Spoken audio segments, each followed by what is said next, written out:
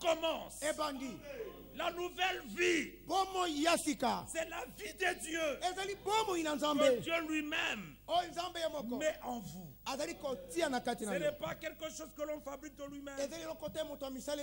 Non.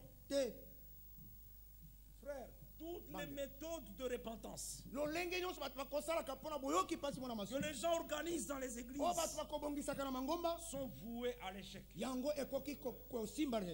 Il y a des gens qui se repentent même de n'importe quoi et se sentent toujours coupables tous les jours. Mais grâce soit rendue à Dieu, parce que nous ne nous sentons plus coupables. L'apôtre Paul l'a dit. Il dit: je ne me laisserai pas juger par un tribunal humain, et moi-même je me sens coupable de rien. Pourquoi? Parce que l'Écriture disait dans Ésaïe 53 que Jésus allait plaider pour les coupables. Et les coupables seraient absous. Que Dieu soit loué. Bien-aimés frères, la justification est une véritable expérience. Et c'est par cette expérience qu'une espérance naît en nous. Maintenant, nous voyons qu'est-ce qui maintient cette espérance. Ce sont les promesses de Dieu, le serment de Dieu, ce que Dieu a promis. Il a juré qu'il le fera. Ça nous fortifie. La Bible dit que nous avons un puissant encouragement. Que Dieu soit loué, exalté. Lisons un peu dans Hébreux chapitre 7. Toujours en rapport avec cette espérance. Nous lisons verset 18. Il y a ainsi abolition d'une ordonnance antérieure à cause de son impuissance et de son inutilité. La loi, elle était impuissante et elle était inutile, car la loi n'a rien amené à la perfection. Mais maintenant, au moyen de la grâce, il y a introduction d'une meilleure espérance par laquelle nous nous approchons de Dieu. Frère, aujourd'hui, par la grâce de Dieu, nous nous approchons de Dieu, pas en tâtonnant, pas en doutant que Dieu va nous rejeter, mais nous nous approchons avec assurance. Il y a introduction d'une meilleure espérance par laquelle nous nous approchons de Dieu. Ce sont des relations de fils à père qui sont établies. Et quand l'enfant s'approche de son père, même si l'enfant est sale, il ne craint rien. Il ne dit pas que mon père va me rejeter, mais aussi longtemps qu'il sait que celui-ci c'est mon père. Amen. Cette espérance qu'il a en lui lui donne l'assurance que le Seigneur ne le rejettera pas. Que Dieu soit loué, exalté. Bien-aimés frères dans le Seigneur, c'est une chose vraie. Hébreux chapitre 10, c'est en ça que nous trouvons notre encouragement. Bien-aimés frères, Hébreux chapitre 10, verset 19. Ainsi donc, frères, nous avons, pas nous aurons, mais déjà aujourd'hui, nous avons au moyen du sang de Jésus une libre entrée dans son sanctuaire. C'est une entrée libre. Venez, entrez. On ne te dit pas de faire ceci comme ceci. Arrange-toi d'abord pour rentrer. L'appel dit venez. Tel que vous êtes. Entrez. Et lui-même s'occupe du reste. Par la route nouvelle et vivante qu'il a inaugurée pour nous au travers du voile, c'est-à-dire de sa chair. Et nous avons un souverain sacrificateur établi sur la maison de Dieu. Approchons-nous donc avec un cœur sincère. C'est de ça qu'il s'agit. La sincérité. Dire à Dieu, tel que je suis, me voici Seigneur. Je n'ai rien à te cacher. Prends-moi tel que je suis. Change-moi. Parce que le Seigneur, lui, ne change pas. Mais il a le pouvoir de nous changer. Que Dieu soit loué, exalté. Avec un cœur sincère, dans la plénitude de la foi, les cœurs purifiés d'une mauvaise conscience et le corps lavé d'une eau pure. Retenons fermement la profession de notre espérance. Car celui qui a fait la promesse est fidèle. Encore quelque chose qui s'ajoute à l'espérance. Promesse. Amen. Sans les promesses de Dieu, mais sur quoi va se fonder notre espérance? Notre espérance est fondée dans les promesses de Dieu. Nous croyons dans ce que Dieu a promis, dans ce que Dieu a fait, et cela nous encourage. Bien-aimés frères, regardez au sujet d'Abraham, Hébreux chapitre 6. Il est dit au verset 12, verset 11, nous désirons que chacun de vous montre le même zèle pour conserver jusqu'à la fin une pleine espérance, en sorte que vous ne vous relâchiez point et que vous imitiez ceux qui, par la foi et par la persévérance, héritent des promesses. Maintenant, l'apôtre commence à enseigner. L'apôtre Paul, c'était un grand docteur. Et j'aime particulièrement sa façon d'écrire. Lorsqu'il écrit, c'est une démonstration d'esprit. Vous voyez les mots tels que en effet, en conséquence, certainement, assurément. C'est merveilleux. Et quand vous allez dans Hébreux chapitre 8, après avoir parlé du sacrificateur, de l'alliance, des promesses, il dit le point capital de tout ce que je viens d'être dit, c'est que nous avons un tel souverain sacrificateur c'est assis à la droite du trône de la majesté divine dans les cieux, comme ministre du sanctuaire et du véritable tabernacle qui a été dressé par Dieu, par le Seigneur et non par un homme. Alors vous voyez sa manière d'écrire. Non, c'est... Voilà un docteur. Il vous promène dans les Écritures et vous sentez que c'est Dieu qui enseigne. Mais les enseignants de ce monde, ils prennent le tableau. Mais est-ce que Paul, en enseignant comme ça, il avait un tableau?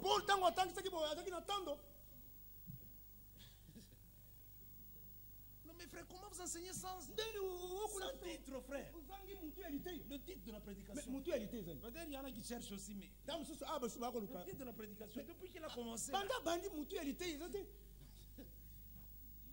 ce n'est pas le titre qui est quelque chose. Ce qui est quelque chose, c'est ce que Dieu a dit dans sa parole. Regardez comment Paul démontre les choses. Commencez déjà à partir du verset chapitre 1. Après avoir autrefois à plusieurs reprises et de plusieurs manières parler à nos pères, par les prophètes. Dieu, dans ces derniers jours, dans ces derniers temps, nous a parlé par le Fils. Que Dieu soit loué, exalté. Qui est l'empreinte même de sa personne. Vous pouvez aller plus loin. Au chapitre 2, il dit par exemple au verset 5, en effet, ce n'est pas des anges que Dieu a soumis le monde à venir dont nous parlons. Non, non, non. Verset 14. Ainsi donc,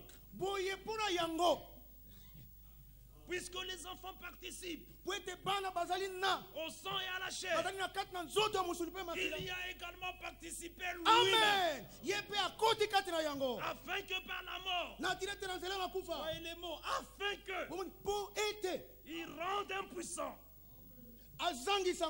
celui qui avait la puissance de la mort, c'est-à-dire le diable.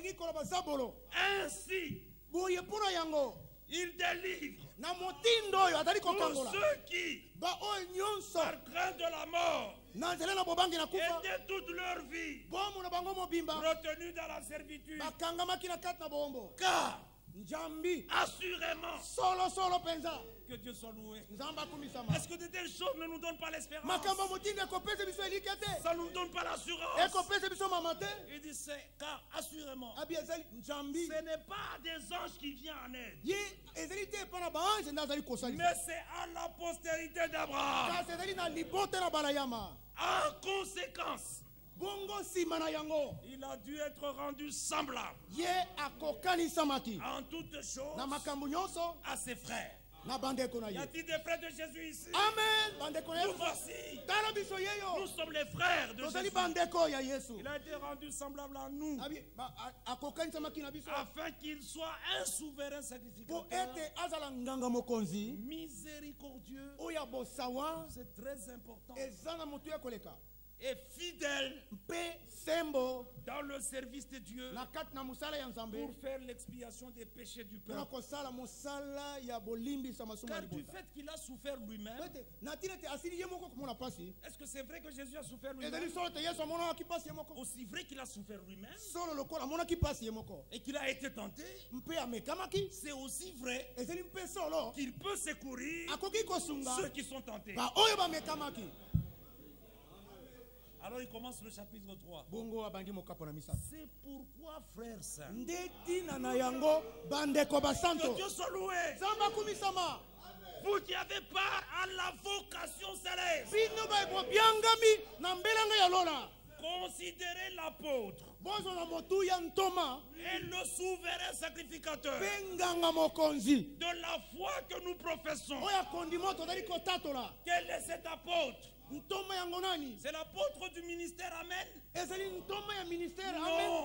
Jésus, qui a été fidèle à celui qui l'a établi, comme le fut Moïse dans toute sa maison. Il parle de la maison et puis il dit au verset 6, mais Christ est comme fils sur sa maison, et il nous introduit dedans. Et sa maison, c'est nous. Pour vous que nous retenions fermement la confiance et l'espérance dont nous nous glorifions. C'est pourquoi le Saint-Esprit dit, que Dieu soit loué, démonstration, écriture sur écriture. Que Dieu soit loué, exalté. Chapitre 5, verset 1. En effet, que Dieu soit loué. Quelle façon de démontrer les choses. Là, si quelqu'un ne croit pas, il n'a pas été destiné à ça. Parce que nous ne pouvons que croire. Les choses sont tellement claires. Il n'y a pas moyen de ne pas faire autrement que croire. Alors il arrive au verset 11. Nous avons beaucoup de choses à dire là-dessus. Mais parfois même des choses difficiles. Parce que vous êtes devenu lent à comprendre. Difficile à expliquer. Mais ce qui est difficile, le Seigneur nous le révèle. Que Dieu soit loué et exalté. Alors il arrive au chapitre 6. Maintenant il parle d'Abraham. Êtes-vous la postérité d'Abraham? Amen. Ces paroles nous concernent aussi. Chapitre 6, verset 13. Mais lorsque Dieu fit la promesse à Abraham, il rentre dans l'Ancien Testament. Il ne rentre pas jusqu'au niveau de la loi. Mais il a dépassé la loi. Il est allé plus loin. Il dit, lorsque Dieu fit la promesse à Abraham, ne pouvant jurer. Il parle déjà de ces deux choses dans le même verset. Ne pouvant jurer par un plus grand que lui, il jura par lui-même. Que Dieu soit loué. Paul est en train de démontrer ici que l'alliance d'Abraham était fondée sur des promesses. Et cette alliance-là, elle était rendue vraie. Elle était certifiée par un serment. Dieu était intervenu avec un serment pour dire à Abraham que tu le veuilles, que tu ne le veuilles pas, que tu marches droit, que tu ne marches pas droit, ce que moi Dieu je t'ai dit, je le ferai. Amen. Certainement. Dieu a juré à Abraham. Que Dieu soit loué. Nous allons parler un peu de ce serment. Vous verrez que ce serment d'Abraham, le serment que Dieu avait fait à Abraham, est valable pour toute la postérité d'Abraham. Pour toute la postérité d'Abraham, ce serment-là les suit. Que Dieu soit loué, exalté. Dieu dit à Abraham, certainement, je te bénirai. Et je multiplierai ta postérité. Et c'est ainsi qu'Abraham, ayant persévéré, que Dieu soit loué, la promesse nous permet de persévérer. Ayant persévéré, il obtint ce qui lui avait été promis. Verset 16. Or, les hommes jurent par celui qui est plus grand qu'eux. Et le serment est une garantie qui met fin, qui met un terme à tout différent. Le serment est une garantie qui met fin, qui met un terme à toute discussion. Aujourd'hui, frère, pas question de discuter. Seul le serment de Dieu qu'il a fait à notre égard est suffisant. Quand les hommes se disputent, ils ont des différends. Et si quelqu'un promet quelque chose à l'autre, non, je ferai ceci, je ferai cela. L'autre lui demande, prouve-moi que tu vas le faire. Jure-moi. Alors il jure. Je jure sur la tombe de ma mère. Alors que c'était un menteur. Mais quand il jure là dans son cœur, il dit, je suis en train de te tromper. Je ne le ferai pas. Mais Dieu lui, Dieu ne ment point. Dieu ne trompe point. Et regardez, quand quelqu'un jure comme ça, Paul dit, c'est une garantie qui met un terme, qui met fin à tous leurs différends. On va voir que l'homme qui discutait, comme tu as juré, c'est fini. Ça va. Donc je suis sûr que ce que tu dis là est vrai. Et maintenant, si Dieu a juré, frère, qui peut discuter encore? Qui peut encore se disputer? Que Dieu nous fasse grâce. Ne doutez point. Ce que Dieu a promis et qu'il a juré qu'il fera, il le fera certainement. C'est pourquoi Dieu vous l'a montré. Paul rentre maintenant à nous. Vous la montrez avec plus d'évidence aux héritiers de la promesse. Les héritiers de la même promesse. L'immuabilité de sa résolution. Dieu est intervenu par un serment. Afin que par deux choses immuables dans lesquelles il est impossible que Dieu mente, nous trouvions un puissant encouragement. Nous dont le seul refuge a été de saisir l'espérance qui nous était proposée. Dieu lui-même est venu avec l'espérance. Il nous la propose. Et notre seul refuge, c'était de saisir. Que Dieu soit loué, exalté. Et tant que tu tiens cette espérance, sois sûr, au bout du chemin, tu arriveras certainement. Regardez ce qui est important ici. L'alliance d'Abraham, elle était fondée sur des promesses. Dieu est intervenu avec un serment pour montrer l'immuabilité, l'inchangeabilité. C'est-à-dire le Seigneur ne changera pas. Que Dieu soit loué. C'est pourquoi, dans la postérité charnelle d'Abraham, vous pouvez voir dans la vie d'Isaac, Genèse chapitre 26, verset 3. Regardez verset 2 d'abord. Le Seigneur lui apparut et dit: ne descends pas en Égypte. Demeure dans le pays que je te dirai. Séjourne dans ce pays-ci. Je serai avec toi. Et je te bénirai. Car je donnerai toutes ces contrées à toi et à ta postérité. Et je tiendrai le serment que j'ai fait à Abraham ton père. Que Dieu soit loué, exalté.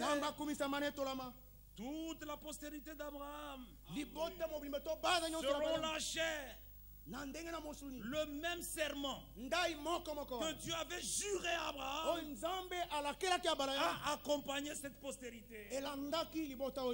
Isaac pouvait demeurer tranquille. Il regardait à ce que Dieu a dit à Abraham, à ce que Dieu a juré à Abraham. Si Dieu l'a juré, c'est fait. Que Dieu soit loué, exalté. Mais maintenant regardez, après cette alliance, quelque chose est entré. La loi. Paul continue à démontrer. Paul maintenant démontre dans Hébreux chapitre 7 que la loi, dans la loi, c'était une alliance qui n'avait pas de serment. Non. Dans la loi, Dieu n'a pas juré. Mais à David, le serment qui suivait David, c'est le même serment que Dieu avait fait à Abraham. Amen. Une alliance inconditionnelle avec un serment. Mais avec la loi, quand Dieu a introduit la loi, la Bible dit au verset 23, la Bible dit ceci, nous lisons au verset 21, car les Lévites sont devenus sacrificateurs sans serment. Il n'y avait pas de serment. Avec la loi, il n'y avait pas de serment. Mais la grâce étant venue, quand la grâce est venue, la foi est venue, il y a eu introduction d'un autre sacrificateur. C'est ce que l'apôtre dit. Il dit dans le chapitre 7, au verset 12 maintenant, car le sacerdoce étant changé, il y a aussi nécessairement un changement de loi. Donc, comme on a changé le sacerdoce lévitique, on doit aussi changer la loi. Et cela a été changé. Verset 15. Cela devient plus évident encore quand il paraît un autre sacrificateur à la ressemblance de Melchisédek, institué non d'après la loi d'une ordonnance charnelle, mais selon la puissance d'une vie impérissable. Car le témoignage lui est rendu. Tu es sacrificateur pour toujours. Non selon l'ordre d'Aaron, mais selon l'ordre de Melchisédek. Au verset 20, et cela n'a pas eu lieu sans serment. Que Dieu soit loué. Car les Lévites sont devenus sacrificateurs sans serment. Mais Jésus, il est devenu avec serment.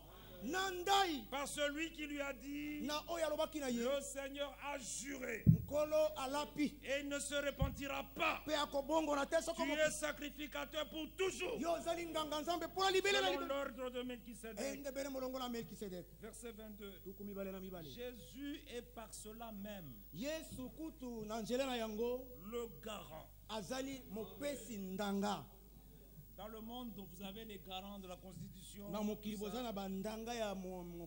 Mais ici, nous avons Jésus. Il est le garant d'une alliance plus excellente.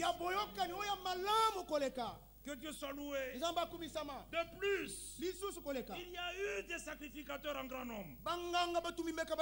Mais parce que la mort les empêchait d'être permanents. Mais lui, Jésus, parce qu'il possède, il demeure éternellement. Il possède un sacerdoce qui n'est pas transmissible. Donc il n'y a pas aujourd'hui quelqu'un qui puisse se dire, je suis le vicaire du Christ, c'est moi maintenant le souverain sacrificateur. Nous n'avons qu'un seul souverain sacrificateur, c'est Jésus-Christ. Lui, il demeure éternellement et son sacerdoce n'est pas transmissible. Que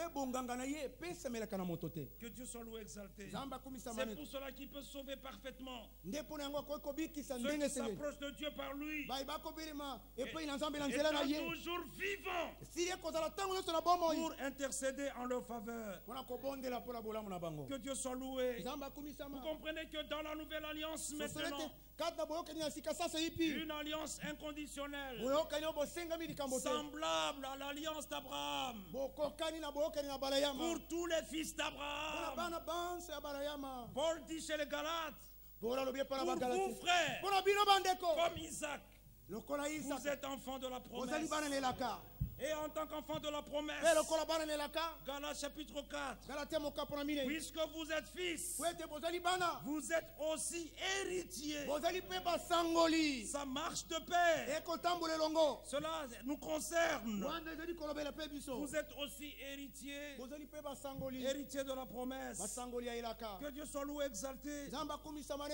Et il dit encore plus loin, dans Galates chapitre 3, verset 29, et si vous êtes à Christ, vous êtes donc la postérité d'Abraham, héritier selon la promesse, et à tous les enfants de la promesse, de même que pour Abraham, Dieu avait